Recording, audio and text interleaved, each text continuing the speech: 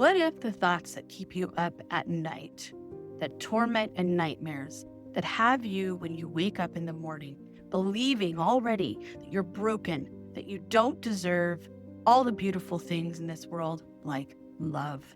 These inner voices that whisper fear, shame, jealousy, hate, despair, keeping these cycles going and dragging you into these emotions deeper and deeper and deeper.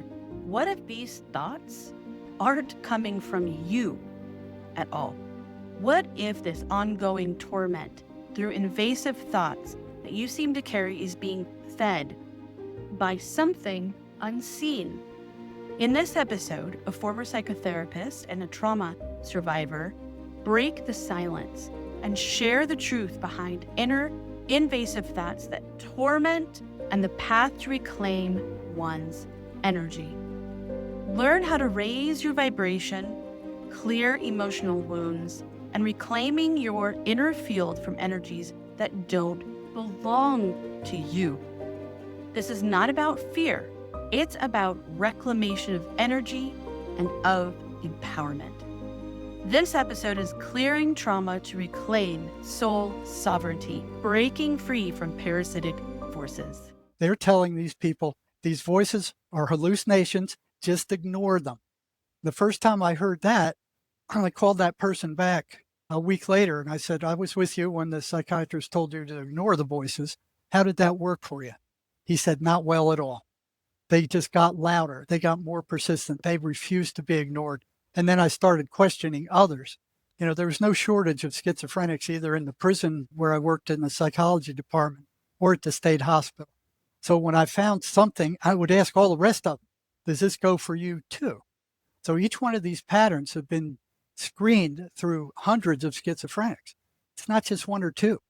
We have hundreds of them are all saying the same thing, okay? And they don't know each other. What psychiatry is telling schizophrenics that these things are auditory hallucinations, they have no research whatsoever to back that. They haven't done any research at all. They just got up there and went, we are the psychiatrists, we're the high priest of psychiatry, and we hereby declare that these voices are hallucinations, and just ignore them. They're not real. They're very real. You'll hear Judy in a few minutes. She'll be talking. They're very real. One of the first patterns I saw is they're consistently negative. They're consistently derogatory and abusive. What they want to do is create negative emotion, and that's what they feed off of. And then that emotion disappears after they attack. Exactly. They're actually sucking that negative energy out of the person, leaving them just with nothing. Yep. And we wonder where the whole lore of vampires comes from. Yes. That's why it's so spooky. Exactly. Because these Because, very things we think are entertainment are actually like entrainment of, by the way, this is actually what's going on in the world, but we're going to make it seem like it's a movie. And it's just like, for laughs. Yeah, like it's science fiction. Yeah, No. exactly. I think they know that at some subconscious level. Everybody knows that, which is why that's so spooky. Exactly. Well, Judy, thank you so much for being here again and for being here to tell your story and share. I know we have a lot to dive into. So I guess the best place to start is where you feel the best place to start might be. Yes. Okay. And then we'll dig in from there. Okay. Well, I was listening to Jerry talk, and he was talking about how these things set up kids. And I think I'll start there because they build a groundwork in somebody's life, and that the groundwork that they build, even when you overcome the voices, you've still got to deal with that. And for me, my life began with a tremendous amount of trauma. I came from a family that disintegrated over a period of about 7 or 8 years. My mother ended up in a psych ward trying to dry out. My dad kind of just checked out. He was a narcissist. And I was the youngest of 4 children, and I lived through terrible things that they did. They were both alcoholics and grew up with that. And so I began to develop as a young kid a pretty negative self-image. You go through the motions. I told the psychiatrist I was hearing voices. He diagnosed me. He put me on drugs. But I never told my friends that I heard voices. What I would tell them was, they would say, well, what's going on with you? And I'd say, well, I'm not here. And they're like, well, where are you? And I said, I don't know where I am, but I can't get out. And it's like being trapped in a prison. And you live in that world, and in that world, you are emotionally paralyzed.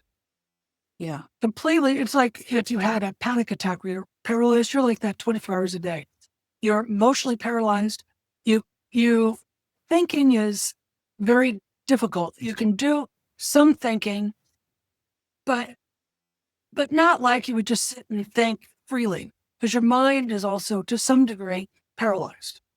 So you're not free to think, you're not free to feel. And in that world, there is no love, there is no hope, there is no peace. All it is torment. As I was getting this negative garbage out, they had less and less to feed on. So they were less and less active in my life. And I could begin to feel myself again. And it was an amazing thing, because it's like, you know how it is. There are days, I know I have days I'll be riding the car and I feel good, and put a song on and I'm singing them down and I feel good, and it's good to be alive. There are none of those days in schizophrenia. There is never any feeling good.